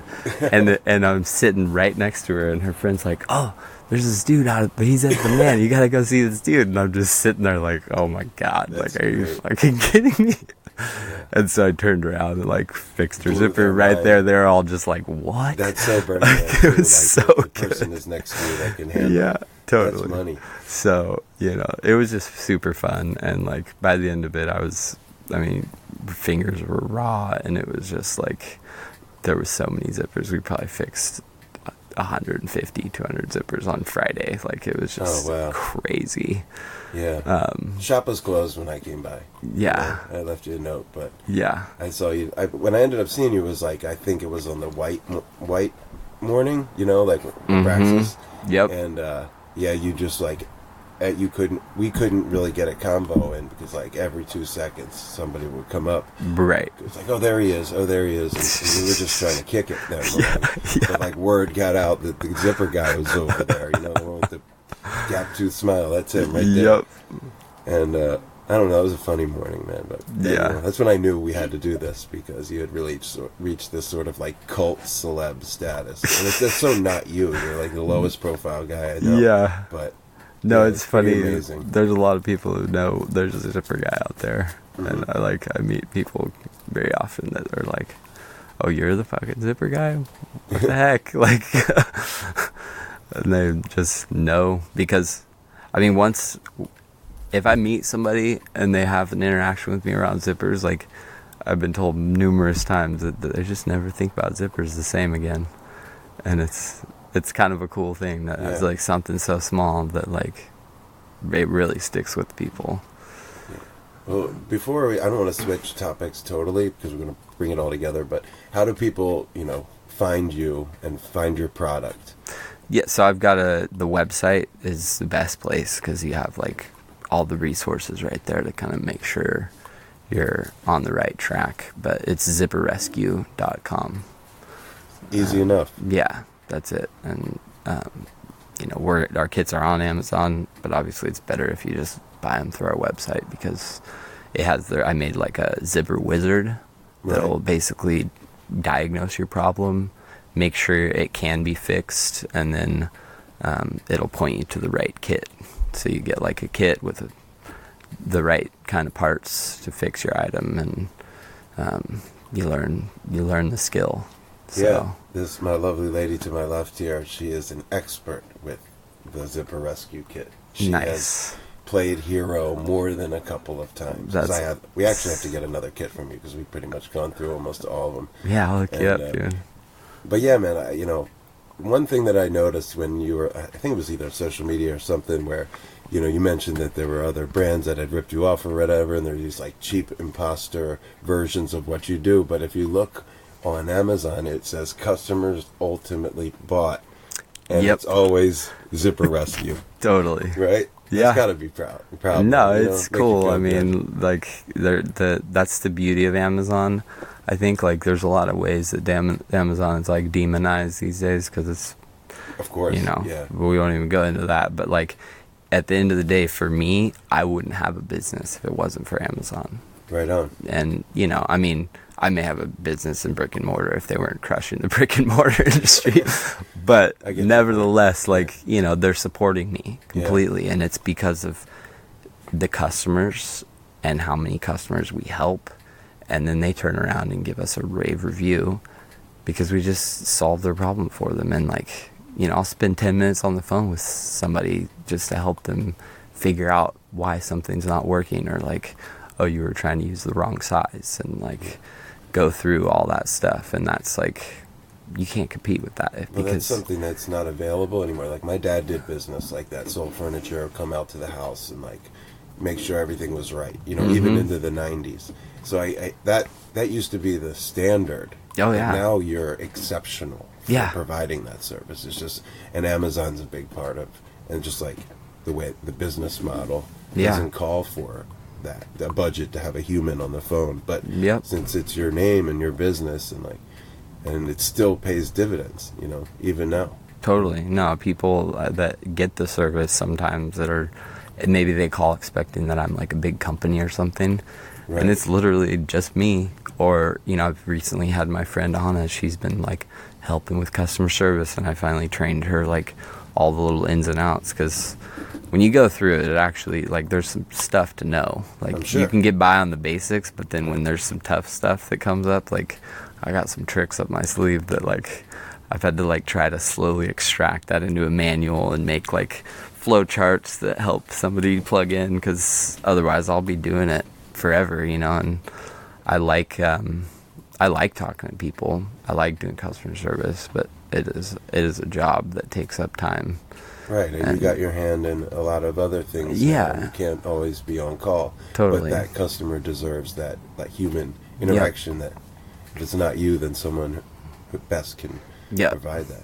And I kind of stay on backup, just in case there's some really tough stuff. You're I'm there, you can always reach out to me directly, and just they pass me the head scratchers, Right. Oh yeah, that's good. To know you're just a phone call away. I just wanted to, finish up a little bit and bring it full circle. Is you've been doing a lot more artistic stuff. I seen you at One Dome talking the tech side of things with, some of the installations that you brought down with the mushrooms that you put out. Mm-hmm. And then, if I'm mistaken, I saw on social media a while back you had an installation, some sort of freestanding art piece in Oregon somewhere, right? A seahorse. A seahorse, okay. Yeah. So you're putting a lot of energy into creating from an artistic standpoint now, both digitally, technologically, and also art installations. Mm-hmm. And you mentioned that you grew up in the Oregon Country Fair sort of craftsmanship zone, if you will. Mm-hmm. Maybe flesh that out a little bit. How did that part of your life and path really blossom? Yeah, so I mean, it definitely has been. It all started for me at the country fair, and I started doing art installations for fair. And first, I built a giant lotus flower, and then we built a 7-foot diameter owl face and hung it in a tree, and it's just once I spent quite a bit of time just building regular construction, and that once you have those skills, it's like, all right, well, what else can I do that's not straight lines and 45-degree cuts, you know?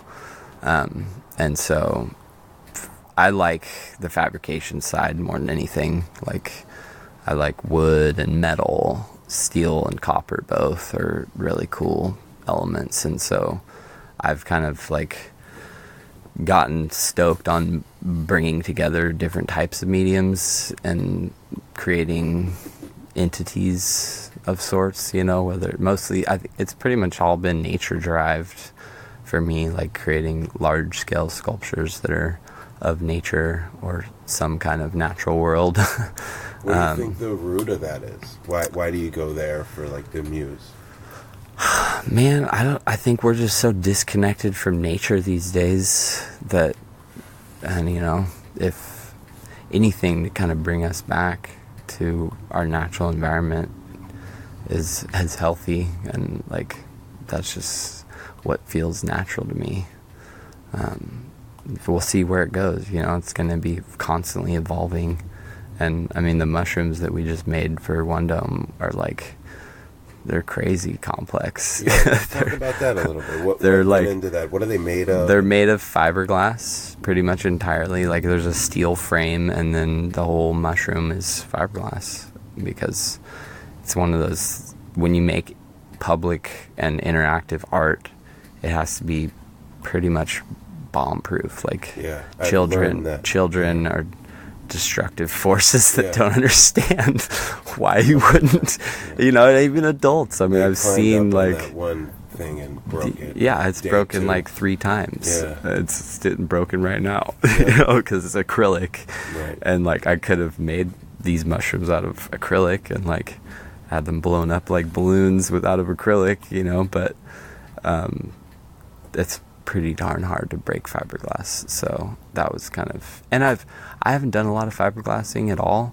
Nothing like this before. This was like a total new dive into a different medium that was completely foreign. So, you know, that's part of the reason why I do art, is to learn about different mediums and like bring people together with different skills, and just it's a great way to explore.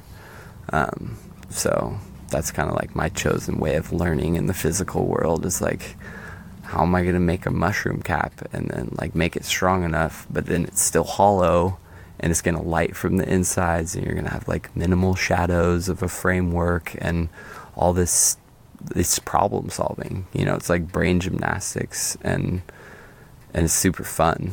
And then there's a huge reward at the end when you finish this crazy thing. So we bring joy to people. Yeah, I mean, it's brings them back to their childhood state, like, right.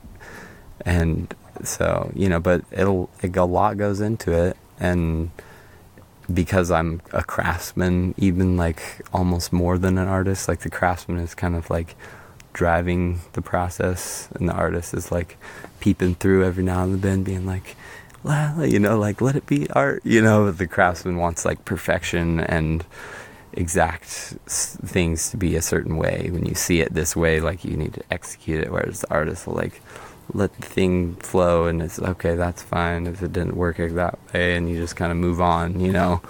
And that's to me like awesome. The difference between, yeah, it's interesting how like different people just kind of tend towards one or the other, and I'm still working to like find the balance, because sometimes when you get commissioned to do something and you spend as much time as you want to spend to make it as perfect as you want it to be, then you're like getting paid $5 an hour at the end of the day. And you're like, oh, maybe I should learn how to like let things be a little less perfect and just move through it, you know. Right. So, but it's a balance, and I really like getting into the details, because on a large scale, there's a lot of times that the details just kind of get left out because you're focused on how big something can be, or, you know.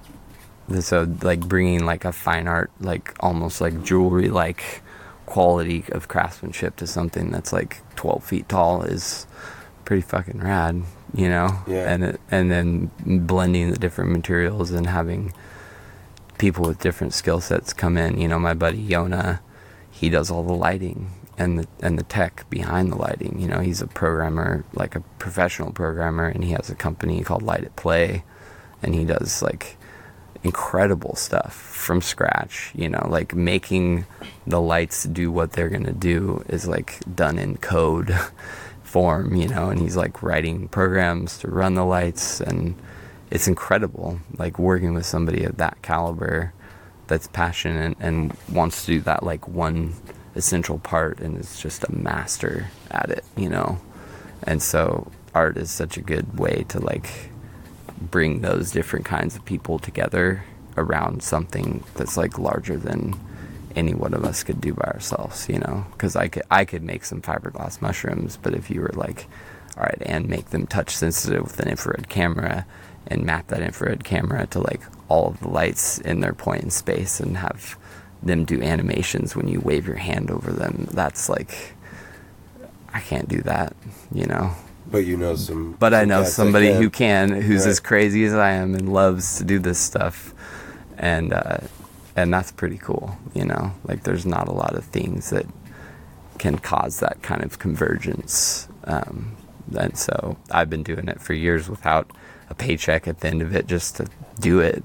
We made that seahorse last summer for Country Fair, and there was like 4 of us kind of off the bat, and then that snowballed into, you know, probably 15 plus different people had their hands on it, like in a solid way, you know. Right on. And we had blown glass, horns, and eyes, and like copper chests with like patina and like hand carved wood panels all down the backside. You know, it was like this hollow, like glowing creature of. Where can people see some photographs? They're going to hear this incredible description. Yeah, have, like, the McCabe.gallery is my website that people can go. There's some different photos from starting from the Lotus up till now of like right on. The big ones. So that's, there'll be more things popping up on there down the road. All right. And for now, like the Seahorse and the Phoenix are both sitting in crates waiting for a nice home. So, you know, they'll find the home. Yeah. I think there was talks about bringing the Seahorse down at One Dome, but we'll see. Maybe it'll, you know, I'm going to hit up the Monterey Bay Aquarium or something and see if they want a Seahorse for a little while, you know. That's awesome. So we'll see where it goes. But for now, it's just kind of like a fun, creative thing in my life that brings people together and is challenging, learning, and eventually I'd like to see it become sustainable monetarily, that like I can pay for my friends to do what they love, you know, and be able to have funding to like take it to the next level. Well, let's hope, you know, you're putting it out into the ether right now. You're speaking it, and you know, I see how you connect with people. I see the work you do and how people respond to it. So I don't see why not, you know, from your lips to jaw ears, as they say. Man, that was deep, you know? Yeah. And I'm so stoked that I asked you a few of those questions, because to hear you articulate it like that is just really inspiring, and I hope it resonates with the folks out there that listen as much as it does from 2 feet away. So totally, thank man. you for, you know, opening up like that. My pleasure. So it's zipperrescue.com and McCabeart.gallery. Right on. Yeah. Well, yeah, we'll put some hyperlinks on the website that goes with the podcast so people can click away. But yeah, man, I look forward to catching up with you, seeing you down the road. I know we'll crisscross. No doubt. Festivals, One Dome. Yeah. We'll come up to Oregon one of these days again. So please make it do. happen, man. But thank you for coming over the bridge and for taking some time to kind of tell your story on my show, man. It's an honor and a privilege. Yeah, man. Thank you for doing what you do. Right on. Well, signing off from Oakland, this is the Upful LIFE podcast. I'm your host, B. Getz. We'll see you next time.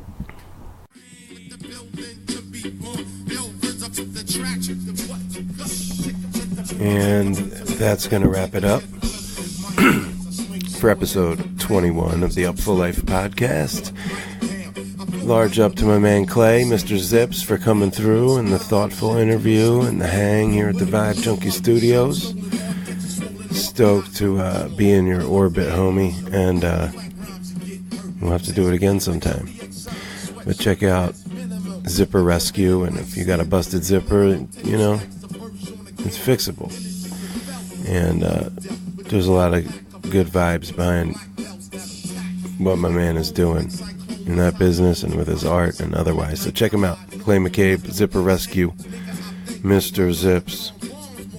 I want to thank the Nth Power and specifically Nikki Glasspie and Nick Cassarino and of course Nate Egger. And we're going to move on to the Vibe Junkie Jam of the Week. There's a reason why I'm playing Liquid Swords, and that's the Jizza off his 1995 album by the same name. But it's an interpolation by the rapper Rhapsody, which features Jizza and none other than R&B Jesus himself, D'Angelo. Not sure how you pronounce it, but the name of the song is spelled Ibtihaj. It's an Arabic name that is a tribute to the first female who wore Islamic attire when competing in the Olympics. And so that's her first name. And this song borrows from Liquid Swords, the beat and sample, but D'Angelo sings the timeless chorus, and the Jizza hops on for a verse at the end, and Rhapsody holds her own shoulder to shoulder with the Giants. I really love this track. I saw it when I got out of bed on Friday, heard it, watched the video, which is great. Lots of really important and profound messaging in the video, imagery-wise. And, of course, the track is dope. So we're going to play that from Rhapsody and large up for the Liquid Swords interpolation featuring D'Angelo and the Jizza. And that'll do it for episode 21 of the Upful Life podcast. I'm your host, B. Getz, signing off, and we'll see you next time. Now when the MCs came to live out the name, and to perform some head, some cocaine, to act the same, to perform big rock it all. Now all of the mental planes spark the brain, with the building to be born. Now boy, you sharp, boy. Look at the phase on you, boy. Ooh, boy, you Liquid Swords on your head, boy. Yo, thinking like back in the days when niggas wore fades, suit tie caps, just trying to catch a wave, trying to catch a wave, trying to catch a wave. Thinking like back in the days when niggas wore fades, suit tie caps, just trying to catch a wave, trying to catch a wave, trying to catch a wave. Boy, you sharp, boy. long time coming, now someone swarming with the bees. Words in the killer bees. Been a long time coming, now someone swarming with the bees. Words in the killer bees. When the MCs came to live out their name, inscribed in the halls and the walls of fame, balancing life, wrote both the yin and yang. Hands buried the man and they raised the sun to rain. That's a play on words, they say herb ain't all the same. Slaves in prison and they some unchained, while everybody in my gang a star DJ Prame, screaming through the sunroof, money still ain't a thing. While I'm spinning small bank, asking where's my change. Carpool with the homies, saving gas in my tank. I think like a billionaire, I spend less than I make. Strong-minded, I should bench way more than my weight. Women been leading the way since Roxanne, Shantae, and the unit had flavor, and Jay had Marcy neighbors that wave. Looking confused, I'm like, cool, maybe it's age. When I see Afro puffs, I think maybe it's rage. Maybe it's stage, they tripping and they say they got beef. Ain't an MC on this earth that make me feel afraid. Wu-Tang for the children, that's a scripture and phrase. See my goals from a bird's view like Trey, underage. When the MCs came to live out the name, and to perform some head, some cocaine, to act the same. same. Liquid sword sharp, boy. Lock it off. Now all of the mental planes spark the brain. Yeah. The building to be born. Now Just on the track.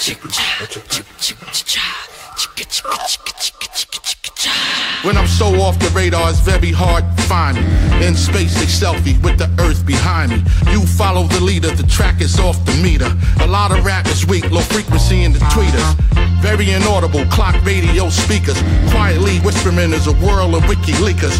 Forget the gaudiness, my method is nauseant. Transferring ideas into the brains of the audience. The street poet gave the special art form a global reach. You earn your ear, then your heart by giving a local speech. We even wonder what words is potent as a sorcery. Not witchcraft, but a list of terms in the glossary. Well-written rap, bound to have a great impact on a listener, for the fact it's well intact. An MC should electrify, beautify, strive to empower, inspire, transform a worldview. Back in the days when niggas wore fades, suit tie caps, just trying to catch a wave, trying to catch a wave, trying to catch a wave.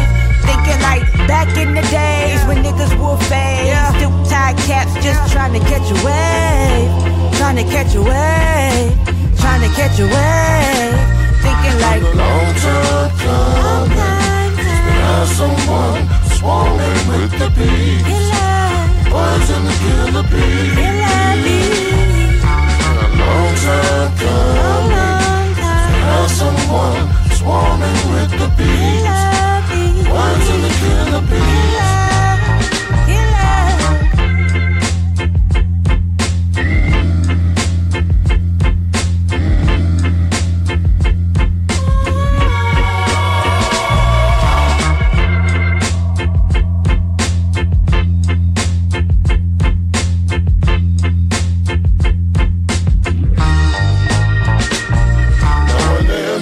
Came to live out the name and to get you perform. Some had some cocaine to act the same. To perform it, rock it off. Now all of the mental planes spark the brain with the building to be born. Now